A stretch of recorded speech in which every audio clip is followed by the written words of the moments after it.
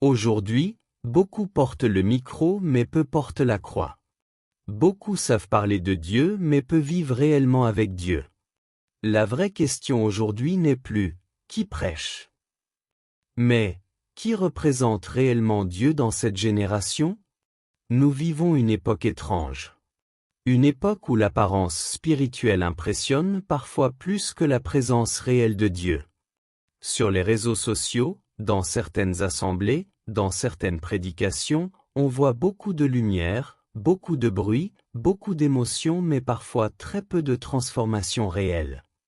Beaucoup veulent être vus, écoutés, admirés. Pourtant, Dieu ne cherche pas simplement des personnes populaires. Dieu cherche des hommes et des femmes qui lui ressemblent réellement. Aujourd'hui, beaucoup confondent éloquence et onction. On peut parler avec puissance et pourtant vivre loin de Dieu dans le secret. On peut connaître des versets bibliques, prêcher avec assurance, émouvoir des foules sans avoir une véritable communion avec le Seigneur. Mais dans la Bible, les vrais hommes de Dieu avaient d'abord une relation profonde avec Dieu avant d'avoir une position devant les hommes. La Bible dit quelque chose de très simple au sujet d'Hénoch. Hénoch marcha avec Dieu. Elle ne parle pas de sa richesse. Elle ne parle pas de sa popularité. Elle ne parle pas de grandes foules autour de lui. Mais elle révèle l'essentiel, il marchait avec Dieu.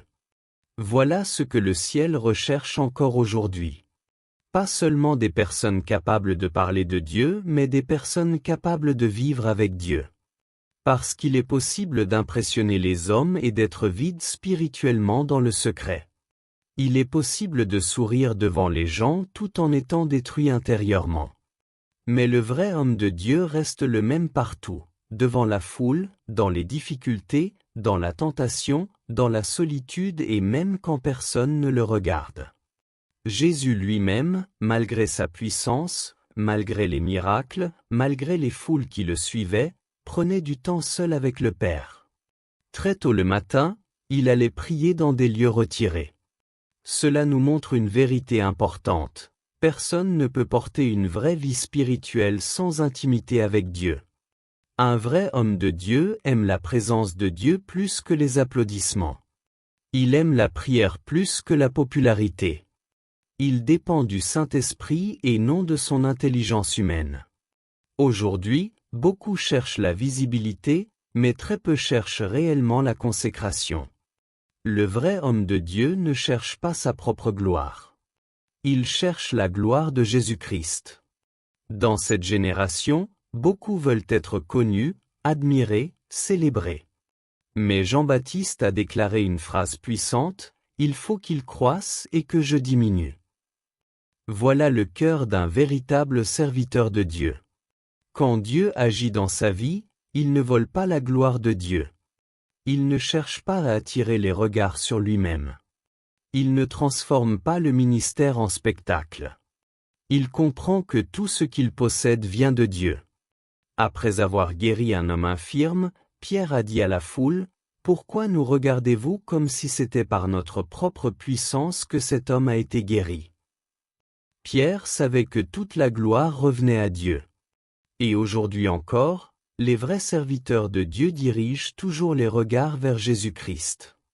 Le ministère n'est pas une scène destinée à nourrir l'ego d'un homme. Le ministère est un autel destiné à révéler Jésus au monde. Un vrai homme de Dieu vit aussi dans la sainteté. Aujourd'hui, beaucoup veulent l'onction, les miracles, la puissance, les prophéties, mais refusent la discipline spirituelle, l'obéissance et la sanctification.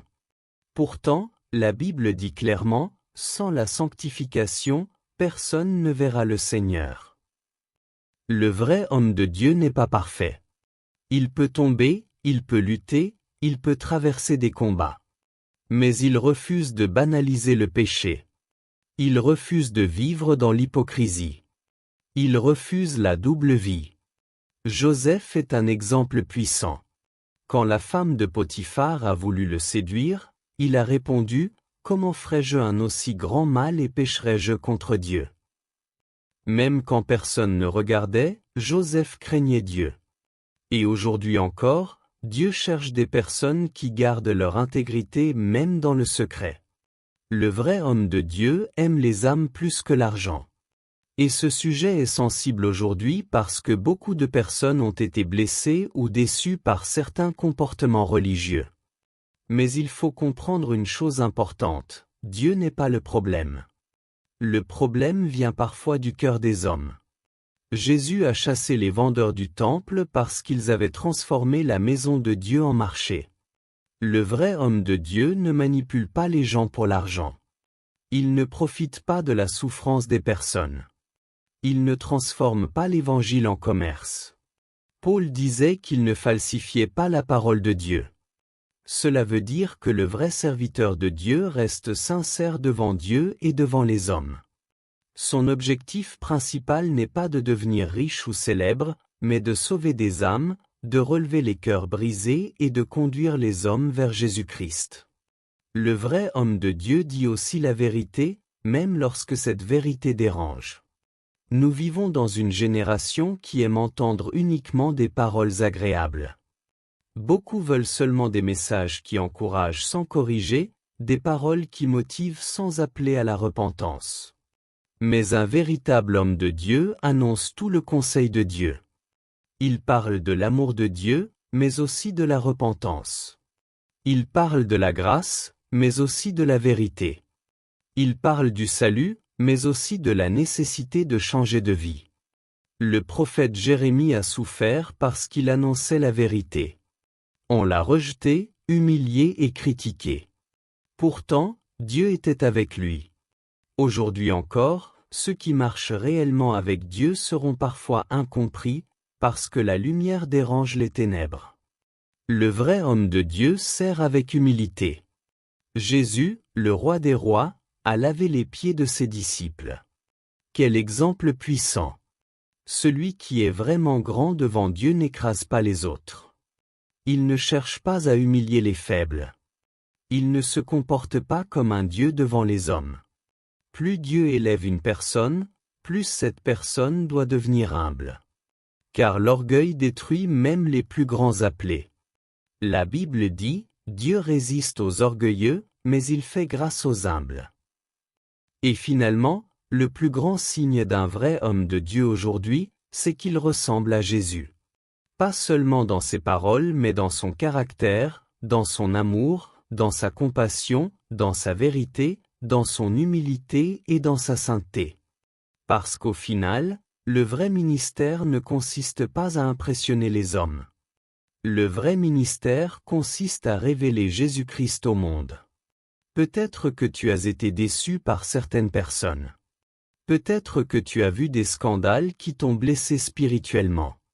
Peut-être que certaines attitudes t'ont éloigné de Dieu. Mais écoute bien ceci, les hommes peuvent échouer, mais Jésus-Christ ne déçoit jamais. Aujourd'hui encore, Dieu cherche des hommes vrais. Des femmes vraies. Des personnes sincères. Des croyants qui vivent réellement l'Évangile et qui portent la lumière de Christ dans cette génération. Alors pose-toi cette question sérieusement. Si quelqu'un observait ta vie dans le secret, verrait-il réellement Jésus en toi? Que Dieu nous aide à rester vrais devant lui. Qu'il nous donne un cœur pur, humble et sincère. Qu'il nous éloigne de l'orgueil, de l'hypocrisie et du compromis. Et que notre vie entière glorifie Jésus-Christ et ramène beaucoup d'âmes vers lui. Amen.